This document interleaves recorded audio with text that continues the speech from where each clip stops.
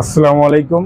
আমি একটা শোরুম নতুন, এখন এই শোরুমের যত মালামাল আছে, যেরকম থাই সিলিং আছে, উপরে থাক আছে, এই পাশে আসবাবপত্র আছে, ফার্নিচার আমরা আছে। যদি একটু জানতে চাই যে থাইটা কত ফিট আছে? থাইটা আছে হলো আপনার 8 ফিট বাই 10 ফিট। 10 ফিট হলে দুটো পাল্লা আছে আপনার কাছে? হ্যাঁ, দুটো পাল্লার থাই আছে 10 ফিট।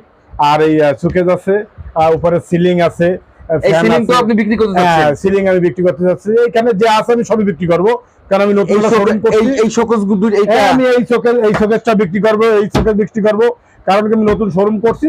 সেখানে আমার ওখানে সব সেফটি করা হয়ে গেছে, কাজ কাম করা হয়ে গেছে। এখন আমি এটা সম্পূর্ণটা সেল দেবো।